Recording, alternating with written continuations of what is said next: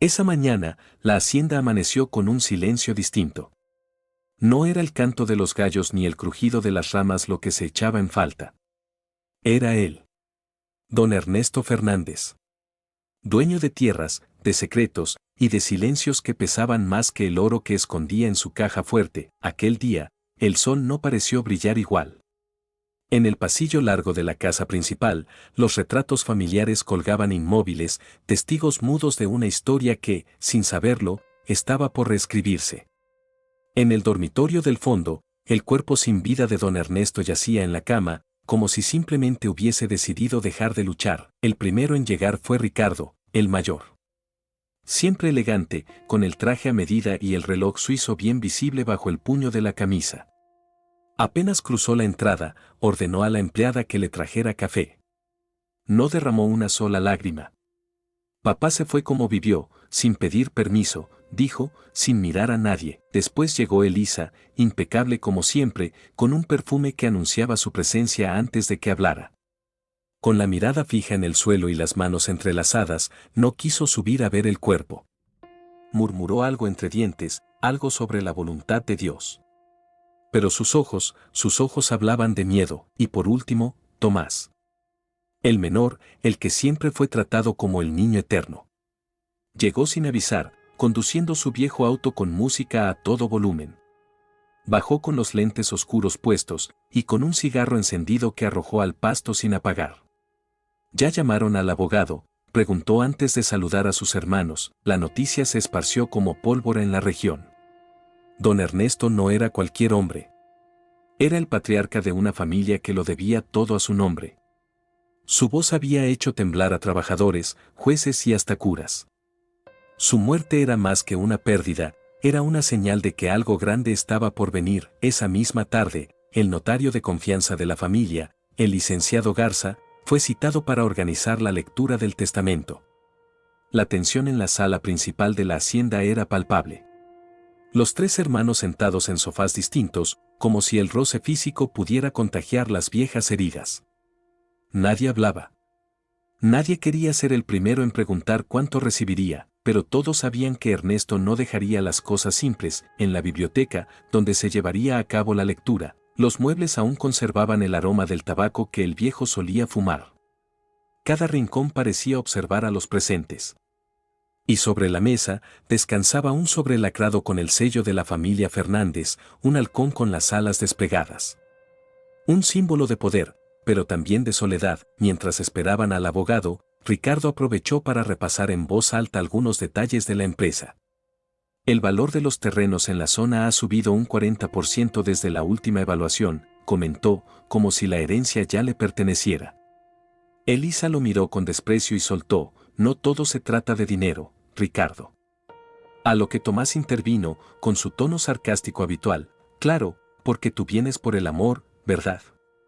Un silencio incómodo se adueñó del ambiente. Afuera, el cielo comenzaba a nublarse.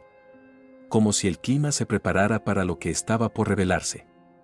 Nadie lo decía en voz alta, pero todos lo sabían. Don Ernesto no confiaba en sus propios hijos. Lo había dejado entrever muchas veces, con palabras envenenadas disfrazadas de consejos.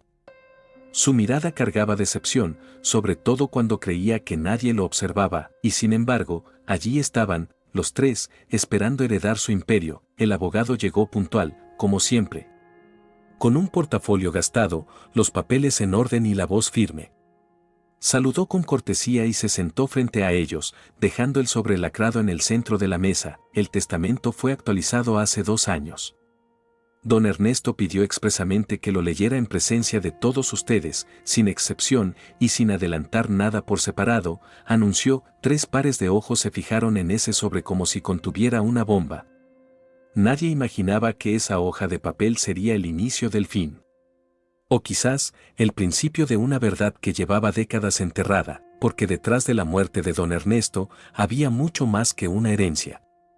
Había culpas escondidas, decisiones dolorosas, y un nombre que los hermanos no escuchaban desde hacía más de 20 años, un nombre que estaba a punto de cambiarlo todo. El abogado rompió el lacre con una navaja pequeña y plateada que parecía haber usado solo para ese tipo de ceremonias. El crujido del sobre al abrirse fue más ruidoso de lo esperado. Un sonido seco, incómodo, que dejó a todos con la respiración contenida. Ricardo se acomodó en su asiento. Elisa cruzó los brazos. Tomás, fiel a su estilo, fingía desinterés, pero sus piernas inquietas lo delataban.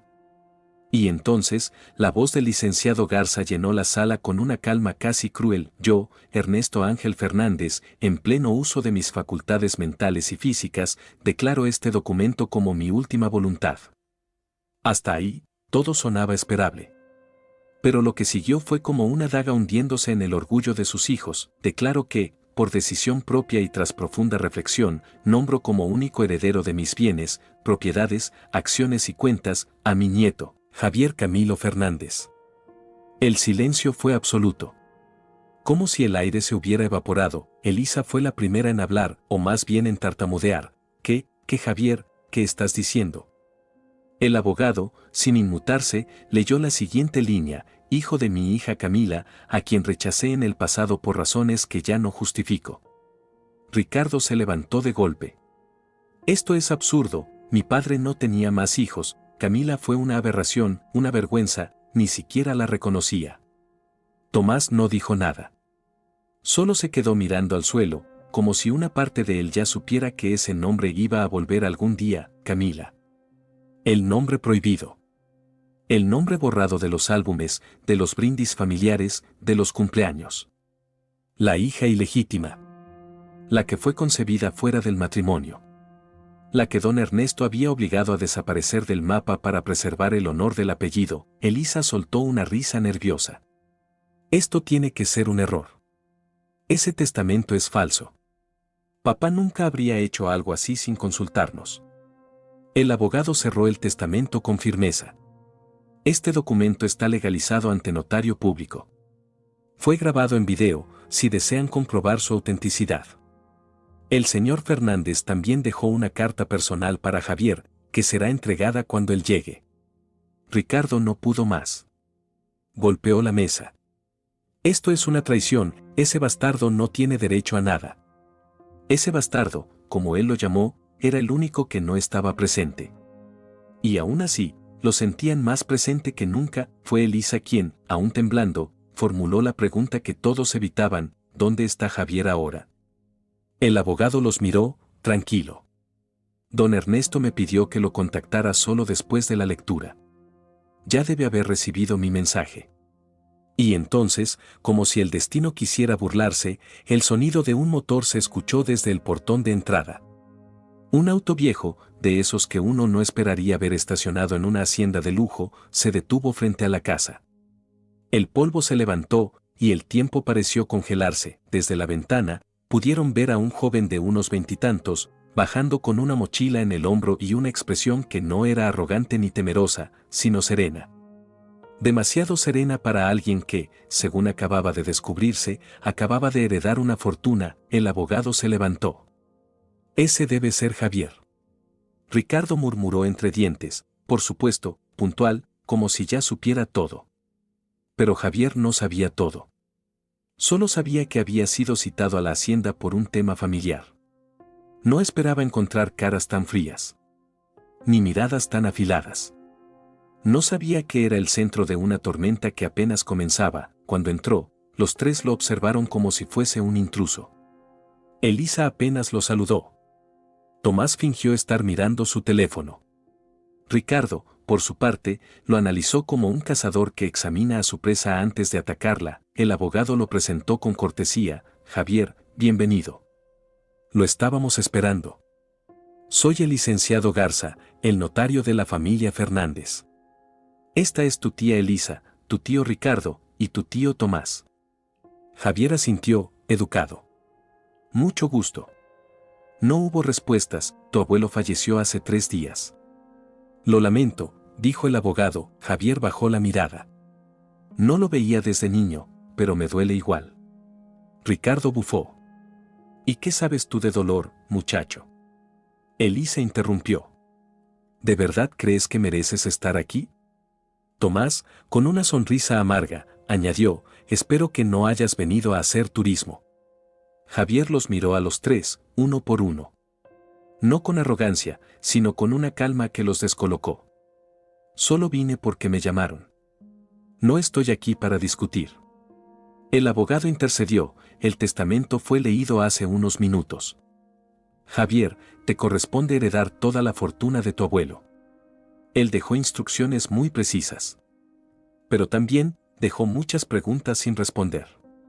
La sala volvió a quedar en silencio. Y en el fondo, como un susurro, algo empezó a removerse dentro de cada uno de ellos.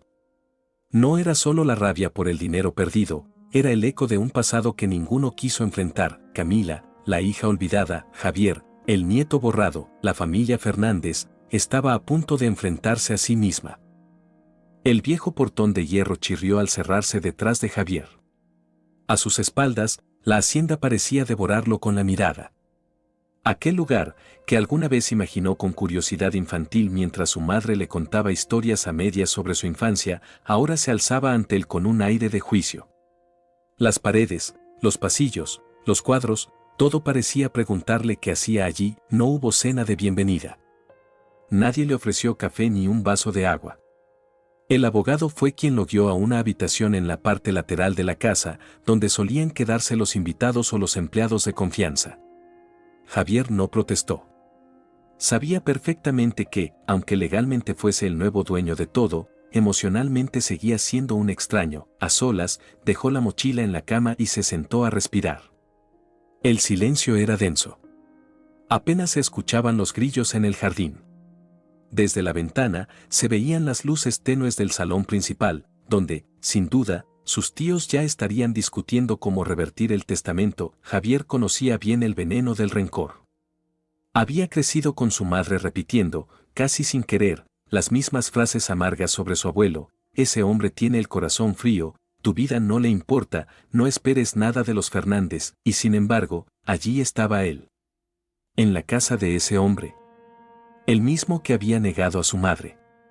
El mismo que ahora, muerto, parecía querer remendar algo. Esa noche no pudo dormir. Cerca de las 3 de la mañana, decidió salir a caminar por la hacienda.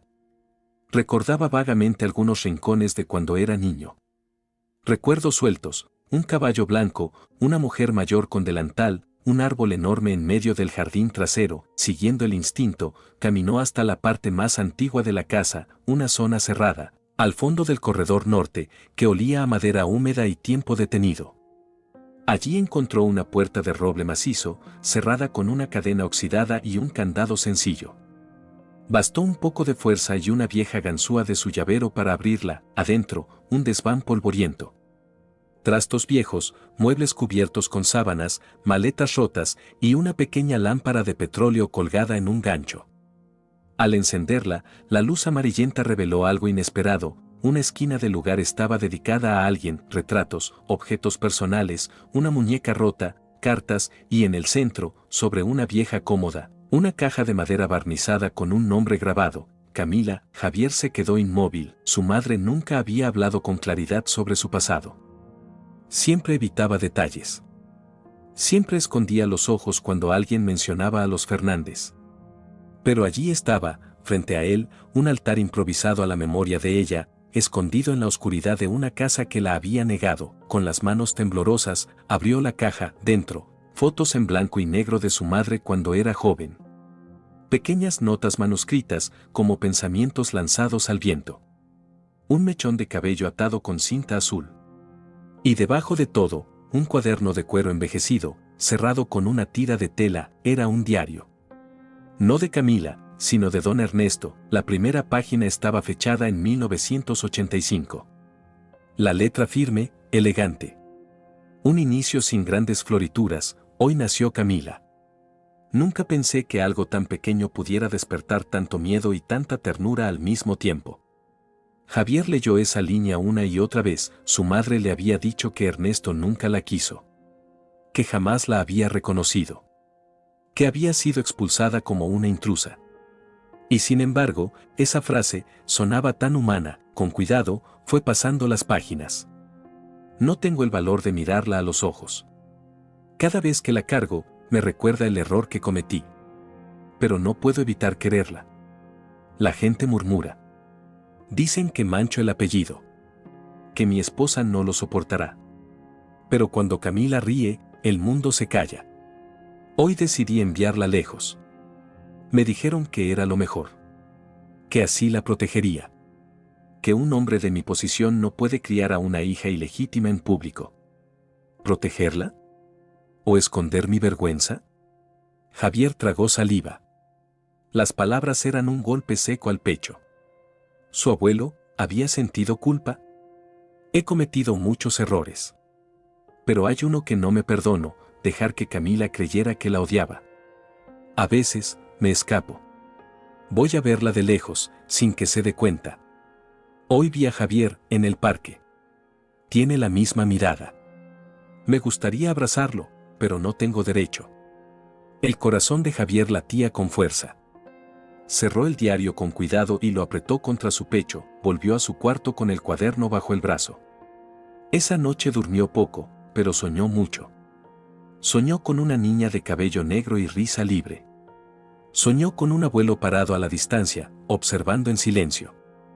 Soñó con perdón, aunque no sabía si estaba listo para darlo. Por la mañana, todo parecía más denso. Al bajar al comedor, se encontró con Ricardo leyendo un periódico, Elisa revolviendo el té sin probarlo, y Tomás mirando el celular con los pies sobre la mesa. Nadie lo saludó, Javier solo dijo: encontré el desván del fondo. Ricardo levantó la vista. ¿Y qué hacías husmeando en lugares que no te corresponden? Javier lo miró, tranquilo. Buscando respuestas. Ninguno preguntó qué había encontrado. Tal vez porque, en el fondo, ya lo sabían, pero Javier no había venido solo a heredar. Había venido a entender. A reconstruir una historia que le fue negada. Y ese diario tenía muchas más páginas por revelar.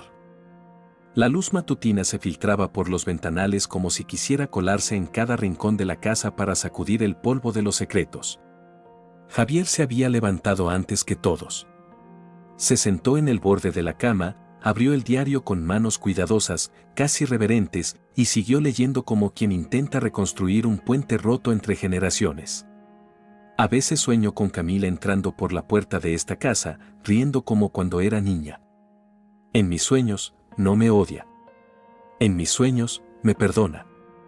La escritura de Ernesto era firme, como si cada palabra hubiese sido pensada, pesada y aceptada con resignación.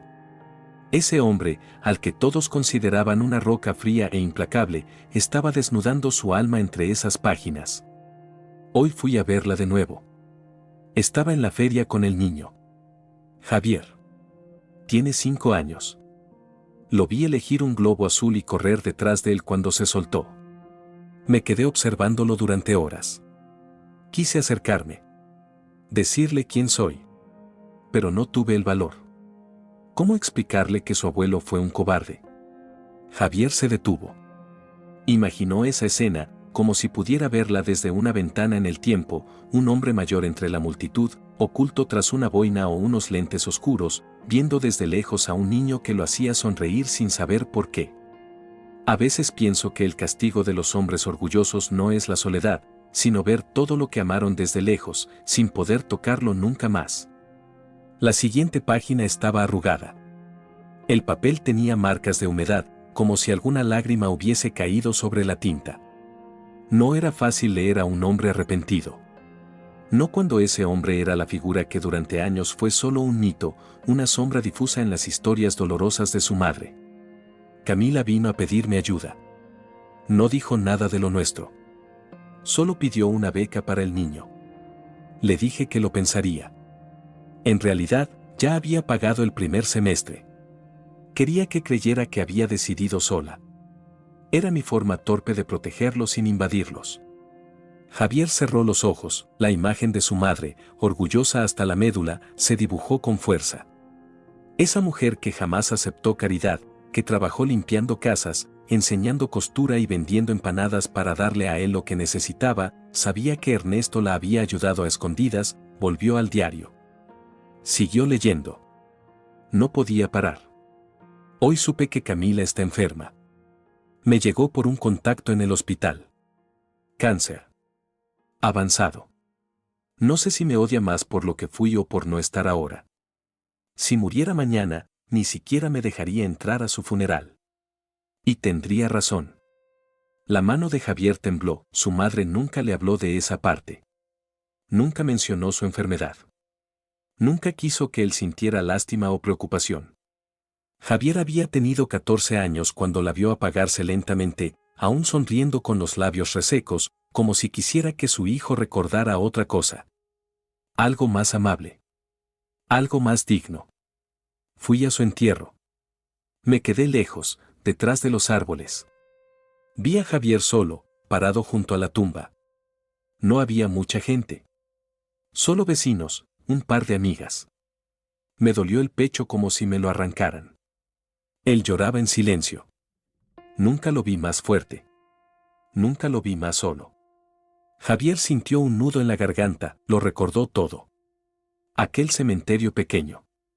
Las flores secas. El sacerdote que apenas dijo unas palabras. Y él, con el mundo derrumbándose dentro, sin saber que su abuelo estaba a metros, observándolo todo sin decir una palabra. Desde ese día, decidí dejarle todo. No porque lo merezca más. No porque mis otros hijos no tengan valor. Sino porque él no cargó odio. Porque en su mirada había tristeza, pero no rencor. Porque lo vi crecer sin saber que yo existía, y aún así, no me maldijo. Elisa golpeó la puerta sin avisar. Javier escondió el diario bajo la almohada. ¿Estás ocupado?, preguntó con voz seca. No, respondió él, sentándose con calma. Ella entró, se quedó de pie sin avanzar. Ricardo está hablando con un abogado. Quiere impugnar el testamento. Javier no se sorprendió. ¿Y tú?, preguntó él. Elisa desvió la mirada. Yo, no sé. Todo esto me parece irreal. Se miraron un instante en silencio. ¿Sabías de Camila?, preguntó Javier. Ella apretó los labios. Sabía que existía. Pero papá nunca habló de ella. Mi madre la odiaba. Era como un secreto que flotaba en el aire pero que nadie se atrevía a pronunciar. Javier no respondió. Solo la observó. Elisa, siempre tan firme, tan elegante, parecía de repente más frágil. ¿Y tú?, preguntó ella. Yo crecí con las historias que mi madre me contaba. Historias sin nombres. Con sombras. Con ausencias. Elisa bajó la mirada. ¿Qué vas a hacer?, preguntó. Leer, dijo él. Leer todo lo que él nunca dijo en voz alta. Esa noche, en lugar de cenar con los demás, Javier volvió al desván. Encendió la lámpara de petróleo, se sentó en el suelo con el diario sobre las rodillas y continuó descubriendo la historia de un hombre que quiso redimirse demasiado tarde, pero que aún podía enseñar algo con sus silencios escritos. Si algún día llegas a leer esto, Javier, quiero que sepas que no fui un buen padre. Pero quise ser, en silencio, el abuelo que merecías. Tal vez no sea suficiente. Pero es lo único verdadero que me queda. Cerró el diario. Respiró profundo. Y por primera vez, sintió algo parecido a compasión. El tiempo de callar estaba llegando a su fin. El aire de la hacienda estaba más espeso que de costumbre. No por el clima, ni por las nubes pesadas que amenazaban con tormenta, sino por las miradas que se cruzaban y se evitaban en cada rincón de la casa. Algo había cambiado desde que Javier encontró el diario. Aunque nadie lo supiera todavía, una verdad empezaba a formarse, y dolía. Javier seguía leyendo. No lo hacía con prisa, sino con una paciencia extraña, como si cada palabra mereciera ser masticada. No era solo un nieto buscando respuestas. Era un hijo reconstruyendo la dignidad de su madre, una memoria enterrada sin justicia, una vida ignorada por los que se decían familia. En las siguientes páginas del diario, los nombres de Ricardo, Elisa y Tomás comenzaron a aparecer con más frecuencia y con menos gloria. Ricardo ha tomado el control de las finanzas de la empresa. Lo hace con eficiencia, pero con un hambre que me asusta. Siempre quiere más. Siempre exige más. Le presté poder, y lo convirtió en derecho. Hoy firmó un cheque sin consultarme. No era la primera vez. Javier marcó esa página. Fue directo a la biblioteca. Allí, entre papeles, encontró archivos contables antiguos, sobres con informes, y algo más, una carpeta con facturas manipuladas. Gastos inflados. Desvíos sutiles, pero constantes. Todo a nombre de Ricardo. Regresó al diario. Hoy enfrenté a Ricardo. Le pregunté por los desvíos. No negó nada. Solo me dijo, estoy asegurando mi futuro. Alguien tiene que hacerlo, porque tú te vas a morir algún día. No sentí rabia, sentí lástima. Tiene el apellido, pero no el honor. Javier cerró los ojos. Luego buscó otra sección. Elisa sigue fingiendo devoción. Llega a misa, me lleva el desayuno, sonríe delante de los empleados. Pero anoche la escuché hablando por teléfono. Dijo que estaba cansada de ser la hija perfecta, que no aguantaba más tener que cargar con la imagen de salvadora de la familia. Llamó a su madre una santa hipócrita. No me dolió por lo que dijo. Me dolió por cómo lo dijo, con una rabia que solo da la mentira sostenida demasiado tiempo. Elisa. La figura serena. La hija ejemplar. La que lloró cuando Ernesto murió, pero con lágrimas limpias. Javier volvió a observarla al día siguiente, cuando bajó con su vestido impecable, el cabello recogido, el maquillaje justo. Todo en ella parecía estar en orden. Menos los ojos. Los ojos gritaban otra cosa, y entonces llegó Tomás, no con palabras. Con recuerdos. Tomás me pidió dinero. Otra vez. Dice que quiere invertir en un negocio. Pero no es verdad. Solo busca salir de sus deudas. Ha dejado a su mujer. Apenas ve a sus hijos. Le pregunté si alguna vez pensó en sentar cabeza y me contestó que no tiene tiempo para eso. Le ofrecí trabajo aquí, algo sencillo, administrativo. Lo rechazó. Dice que esta casa lo asfixia. Esa frase quedó rebotando en la cabeza de Javier. Esta casa lo asfixia. Tal vez era cierto. Tal vez Tomás, con todas sus irresponsabilidades, también había sido otra víctima del peso familiar, del apellido, del silencio que su padre impuso, pero mientras los recuerdos salían a la luz, en la casa comenzaban a generarse fisuras. Pequeñas, invisibles, pero peligrosas. Una tarde, Javier se encontró a solas con Ricardo en el salón de trofeos. Un lugar lleno de placas, fotografías, premios, todo legado del imperio de Ernesto. ¿Estás disfrutando tu pequeña victoria?, preguntó Ricardo, con voz contenida. No lo veo como una victoria, respondió Javier. Claro que no. Porque tú no construiste nada. Solo llegaste y tomaste lo que otros levantaron con años de sacrificio. Javier lo miró con calma. ¿Sacrificio? ¿Llamas sacrificio a robar de las cuentas de tu padre mientras él seguía vivo? El rostro de Ricardo se tensó. Cuidado con lo que insinúas, muchacho. No insinué. Lo leí. Está en su diario. El silencio cayó como un cuchillo. Javier no alzó la voz. No amenazó. Solo se dio la vuelta y salió. Dejó que Ricardo se ahogara en su propia furia. Más tarde, mientras Javier tomaba un café en el jardín, Elisa se acercó. Se sentó a su lado, sin decir nada al principio. Luego, con voz baja, dijo, papá sabía demasiado. Javier asintió. Pero dijo poco. Porque le daba vergüenza, continuó ella. Porque no quería reconocer que había fracasado como padre. Tal vez no fracasó del todo, murmuró Javier. Elisa lo miró. Por un instante, pareció querer llorar. Pero tragó las lágrimas. ¿Qué más dice ese diario?, preguntó. Cosas que explican por qué ustedes no están en el testamento. ¿Y tú, qué piensas hacer con eso? No lo sé aún. Pero lo que sí sé es que ya no tengo miedo de estar aquí. Elisa se levantó. Caminó de regreso a la casa, con pasos lentos. Como si cada palabra de Javier le pesara en la espalda. Esa noche, Javier volvió a abrir el diario. Y en la última página que alcanzó a leer antes de quedarse dormido, encontró una frase que lo marcó. Ellos son mis hijos. Pero Javier es mi redención. Las máscaras estaban cayendo, y el silencio ya no era suficiente. El comedor estaba decorado con la intención de parecer acogedor, pero esa noche tenía el aire cargado de juicio. La mesa estaba puesta, los cubiertos relucían, las velas encendidas proyectaban sombras danzantes sobre las paredes. Parecía una escena de paz, pero debajo de cada plato se escondía un cuchillo emocional listo para ser blandido. Javier llegó el último.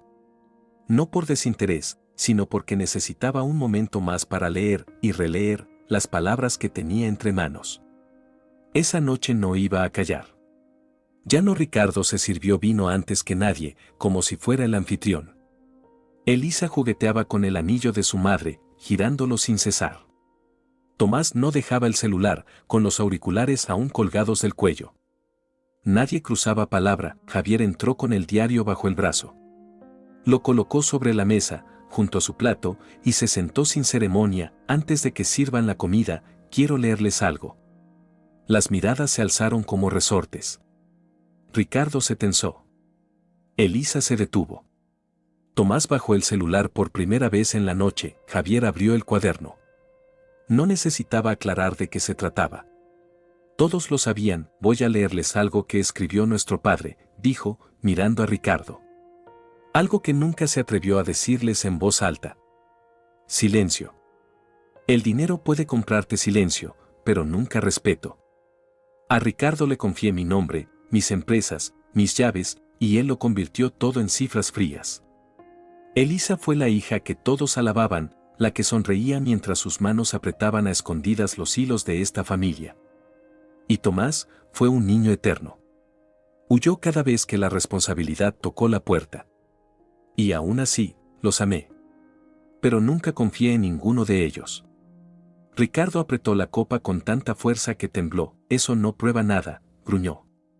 Ese diario podría ser falso. Fabricado por ti para justificar esta farsa de testamento. Está firmado, página por página. Fechado. Con referencias cruzadas. Hay recibos. Hay nombres. Hay lugares. Si quieren que lo lleve a un juez, lo haré. Tomás chasqueó la lengua. ¿De verdad vienes a darnos clases de moral con ese tono, el nieto bastardo convertido en juez de la familia? No soy juez de nada, respondió Javier. Solo estoy leyendo lo que su padre escribió. No tienen que creerme a mí. Pero sí deberían escuchar a quien los crió. Elisa se puso de pie, con los ojos húmedos. No lloraba todavía, pero estaba cerca. ¿Y qué ganas con esto?, preguntó. Ver cómo nos destrozamos, ¿eso te da paz? No. Pero al menos pone verdad sobre la mesa. Elisa se cubrió el rostro y salió de la habitación sin decir más. Ricardo se levantó después. Lo hizo con lentitud, sin decir palabra. Solo se inclinó, tomó el diario y lo hojeó rápidamente, deteniéndose en algunos pasajes. Su mandíbula se endureció. Papá era un viejo enfermo. ¿Qué autoridad moral tenía para juzgarnos a nosotros? Javier respondió sin levantar la voz, ninguna. Pero escribió lo que nunca se atrevió a decirles en vida. Y tú, Ricardo, lo sabías. Por eso estás tan molesto. Ricardo dejó el diario sobre la mesa, se sirvió más vino y murmuró, lo que estás haciendo es jugar con fuego. Tomás intervino, por primera vez sin sarcasmo, yo me fui porque no quería esto. No quería parecerme a ustedes. Y ahora me doy cuenta de que me convertí en lo mismo, pero sin herencia. Nadie rió, el silencio volvió, pero ya no era cómodo. No era esa pausa diplomática para digerir los alimentos. Era un abismo entre personas que, durante años, fingieron ser familia. Esa noche, Elisa no volvió a bajar. Tomás desapareció en su cuarto. Ricardo se encerró en la biblioteca, quizás para buscar algún documento que le permitiera impugnar el testamento. Javier, en cambio, fue al jardín, se sentó frente al árbol grande del fondo, el que recordaba de niño. El diario descansaba sobre sus piernas. Y por primera vez, lo sintió como un testigo más que como un arma. En la distancia, la hacienda parecía respirar distinto, como si el alma de Ernesto, de alguna forma, estuviera escuchando lo que nunca se dijo en vida. Esa noche, Javier no soñó, no hacía falta, ya estaba viviendo la pesadilla, pero también, quizás, el principio de una verdad sanadora. Esa mañana el cielo amaneció turbio. No llovía, pero el aire tenía un sabor metálico. Como si la tierra supiera que algo importante estaba por romperse, Javier despertó con una mezcla de cansancio y determinación. Las últimas páginas del diario lo esperaban. No eran muchas, pero él sabía que ahí estaba lo más crucial. Ya no eran solo confesiones, eran decisiones. Decisiones que lo involucraban a él de una manera más profunda de lo que había imaginado. El libro, ahora desgastado por el uso y las manos temblorosas que lo sostenían, tenía una carta al final. Una hoja suelta, cuidadosamente doblada. Llevaba escrito su nombre en el reverso. Para Javier. La abrió y leyó. Si estás leyendo esto, significa que finalmente llegaste. Que, a pesar de todo, volviste a esta casa. No sé cómo fue el camino. No sé qué tanto has escuchado. Solo sé que tengo que hablarte como nunca pude en vida. Te dejé todo, Javier. Y no lo hice porque seas el mejor, ni porque quiera castigarlos a ellos. Lo hice porque tú fuiste el único que no llevó el veneno en la sangre. El único que creció en la orilla sin lanzar piedras al centro. Mis hijos vivieron rodeados de privilegios. Y ese fue mi mayor error. Les di tanto que les robé la humildad. Confundieron valor con poder, lealtad con conveniencia, amor con apariencia. A tu madre la fallé. La rechacé por cobardía. No porque no la amara. Era más fácil esconderla que enfrentar el juicio de los otros. Pero ella fue siempre más digna que todos los que vivieron bajo este techo. Cuando supe que estaba enferma, quise ir a verla, decirle lo que sentía, pero ella no me dejó acercarme. Y yo no insistí. Porque tenía miedo de mirarla a los ojos y ver el reflejo de todo lo que no fui. A ti te observé desde lejos. Vi cómo crecías, cómo estudiabas, cómo cuidabas a tu madre. Y nunca vi rencor en tus actos. Jamás hablaste mal de mí, ni siquiera cuando tu madre te dijo la verdad. Eso fue lo que me hizo tomar la decisión. Esta herencia no es un premio. Es una llave. Para que hagas algo distinto. Para que rompas el ciclo. No quiero que construyas un imperio. Quiero que construyas algo más valioso, conciencia. Javier detuvo la lectura por un momento, sus manos temblaban. No de tristeza. Ni de rabia. Temblaban porque esas palabras pesaban. Porque no era fácil cargar con el arrepentimiento de un muerto. Porque no se hereda solo dinero, también se heredan fantasmas, siguió leyendo. Tus tíos no son monstruos. Son humanos rotos. Y tú también podrías romperte si no eliges con claridad. No les devuelvas lo mismo que ellos me dieron. No repitas la historia. Transfórmala. No quiero una estatua. No quiero homenajes. Solo quiero que uses lo que te dejo para darle sentido al dolor. Si logras eso, entonces esta última decisión habrá valido la pena. La carta no tenía firma. No la necesitaba, era Ernesto hablando desde otro tiempo. Un tiempo donde ya no había forma de pedir perdón, pero sí de ofrecer una salida. Javier se quedó en silencio por varios minutos. Luego guardó la carta en el interior del diario. Cerró el cuaderno. Y por primera vez desde que llegó, supo qué debía hacer. Al caer la tarde, pidió que todos se reunieran en el salón principal. No hubo discusión. Ni siquiera sarcasmos. Algo en su tono, o en su rostro, hacía imposible negarse. Los cuatro se sentaron en círculo. Elisa, con las manos cruzadas sobre las rodillas. Ricardo, con los brazos tensos y la mandíbula trabada. Tomás, un poco más encorvado que de costumbre. Javier, en el centro, con el diario cerrado frente a él. Mi abuelo me dejó todo. Eso ya lo saben. Pero también me dejó algo más importante, una responsabilidad. Nadie interrumpió, yo no vine aquí por venganza. Ni por riqueza. Vine a entender qué pasó. ¿Por qué mi madre fue borrada?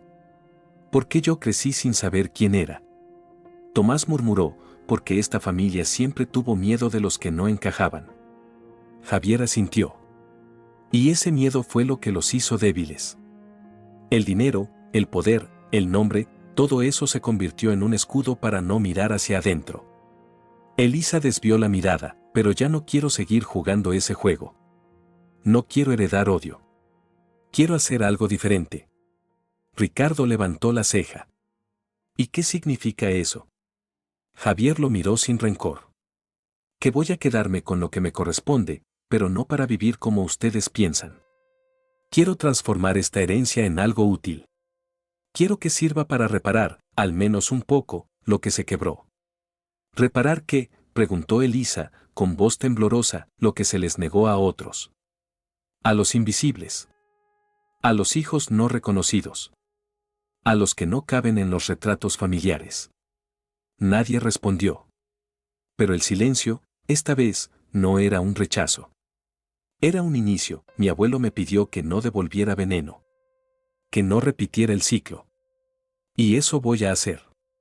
Elisa cerró los ojos, como si por fin soltara un peso que llevaba años cargando. Tomás se levantó, sin decir palabra, y se fue al jardín. Ricardo simplemente se quedó allí. Callado. Tragando orgullo y resentimiento en seco, Javier no sonrió. No lloró. Solo respiró hondo, la carta seguía en su bolsillo, y su decisión ya estaba tomada. La mañana siguiente trajo una luz suave, sin el dramatismo de los días anteriores. Pero no era paz. Era esa calma rara que llega después de una tormenta emocional, cuando ya se dijeron verdades que no pueden desdecirse. La hacienda, aún altiva entre los campos, se sentía menos opresiva. Como si incluso sus paredes estuvieran cansadas de guardar tantos secretos, Javier caminó por los corredores con paso firme. Esa vez no lo hizo como un visitante, ni como un heredero desconcertado. Lo hizo como alguien que finalmente entendía lo que tenía que hacer. Convocó a todos en la antigua sala de reuniones, donde Ernesto solía tomar decisiones importantes. Los retratos colgados en la pared parecían observarlo con atención. Javier no los evitó. Al contrario, los miró de frente. Eran rostros de una familia que se había construido sobre apariencias, exclusiones y silencios. Y ahora, uno de los excluidos estaba a punto de reescribir el final. Cuando todos estuvieron sentados, comenzó a hablar sin rodeos: he decidido que no me quedaré con todo. La frase, seca y directa, hizo que Ricardo alzara la cabeza como un halcón que huele oportunidad. Javier continuó: no quiero la fortuna para mí. No vine aquí a convertirme en otro Ernesto, ni a administrar imperios que nunca me interesaron. Pero tampoco vine a devolverlo todo para que ustedes sigan alimentando lo mismo que los destruyó. Elisa bajó la mirada. Tomás, al fondo, asintió levemente. Ricardo frunció el ceño: voy a crear una fundación. Se llamará Fundación Camila y Ernesto. Será un espacio para jóvenes rechazados, abandonados, excluidos por familias como esta. Gente que, como mi madre, fue apartada por no encajar en los moldes cómodos de una tradición hipócrita. Ricardo lo interrumpió, indignado: ¿vas a usar el nombre de mi padre en un proyecto de caridad, a exponer los trapos sucios de esta familia en público? No voy a exponer nada. Solo voy a construir algo con lo que él quiso dejar, aunque fuera tarde.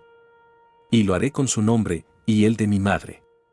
Porque ambos, en su conflicto, representan lo que esta familia fue, y lo que puede dejar de ser. Elisa respiró hondo, como si esas palabras abrieran una ventana después de años de encierro. ¿Y nosotros qué?, preguntó Tomás. ¿Qué lugar tenemos en eso? Javier lo miró con compasión: tendrán participación, si así lo desean. Pero con condiciones. Elisa lo miró por primera vez a los ojos.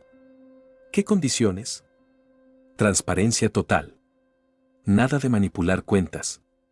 Nada de discursos para la prensa sin acción real. No busco ayuda simbólica ni fotos para redes sociales. Si van a estar, que sea para trabajar de verdad. Y si no, no pasa nada. Pero no aceptaré interferencias. Ricardo se levantó. Iba a hablar, pero se contuvo. Solo lanzó una mirada cargada de furia y salió de la sala sin decir una palabra. Nadie lo detuvo. Javier siguió: el 70% de la fortuna irá para la fundación. El 30% restante será dividido en 3 partes iguales. Una para cada uno de ustedes. Elisa se cubrió la boca con una mano. No lloró, pero sus ojos se llenaron. No quiero que vivan en ruinas. No quiero humillarlos. Pero sí quiero que, si van a tomar lo que les ofrezco, sea con conciencia. Tomás soltó una carcajada amarga. Eres más Fernández de lo que crees. Javier sonrió, por primera vez desde que llegó, no lo sé. Tal vez. Pero prefiero pensar que soy más Camila. Elisa se levantó. Caminó hacia él. Por un segundo, pareció dudar. Pero luego, con un movimiento lento, lo abrazó. Fue un abrazo breve, pero real. Uno de esos que no arreglan todo, pero abren puertas. Gracias, murmuró. Tomás no dijo nada. Solo le dio una palmada en el hombro al salir. La sala quedó en silencio, y Javier supo que había hecho lo correcto. Esa tarde, salió a caminar por los límites de la hacienda. Pasó por el establo viejo, por los campos donde alguna vez jugó sin saber quién era. Llegó hasta la entrada principal y miró hacia atrás. La casa lo observaba en silencio. Ya no como un enemigo. No como un heredero indeseado. Sino como alguien que había dejado una huella distinta. Volvió al desván por última vez. Abrió la caja de Camila. Guardó el diario de Ernesto junto a las fotos, las cartas, los objetos que no necesitaban más explicación.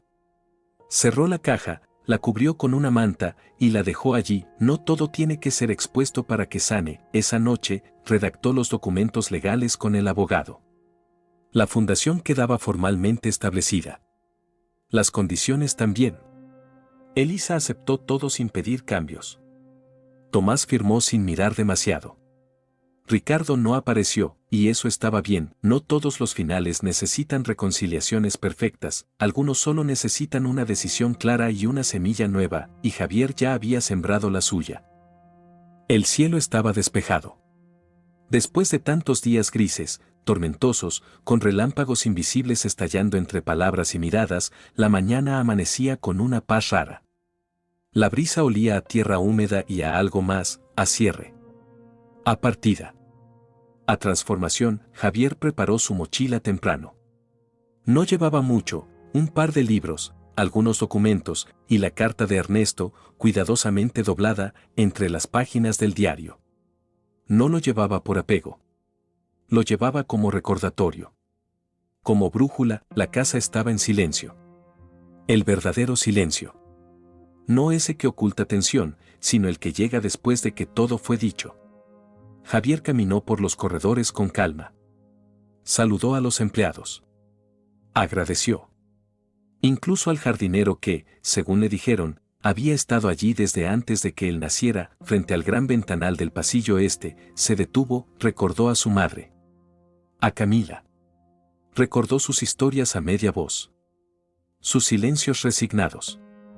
Su sonrisa cansada. Ella nunca volvió a poner un pie en esa casa. Nunca fue bienvenida. Nunca tuvo una habitación con su nombre, pero hoy, Javier se iba con la certeza de que su madre ya no era una sombra. Ya no era un susurro incómodo en una conversación de domingo. Había sido reconocida. Honrada. Y, más importante aún, había sido entendida. Antes de salir, se despidió de Elisa en el jardín. Ella estaba vestida de forma sencilla, sin maquillaje, sin joyas. Parecía otra persona. Más real. Más humana. No sé si algún día puedas perdonarnos del todo, dijo ella. Javier no respondió enseguida. La miró con honestidad. No se trata de perdonar. Se trata de elegir qué hacer con lo que recibimos. Elisa asintió. Le tendió la mano. Él la estrechó con respeto. Yo estaré disponible para ayudar en lo que pueda con la fundación, dijo. Lo sé, respondió Javier. Tomás apareció poco después, apoyado en una columna, con su maleta al hombro. Yo también me voy hoy, dijo, sin rodeos. ¿A dónde?, preguntó Javier. No sé. Pero no quiero volver a ser parte de algo que me hizo tanto daño sin que yo supiera. Javier asintió. Nos veremos pronto, dijo Tomás antes de darle una palmada en la espalda y caminar hacia su auto. De Ricardo, no hubo señales. No bajó. No llamó. No escribió, pero Javier no lo necesitaba. No esa vez. El auto que lo esperaba en la entrada arrancó lentamente.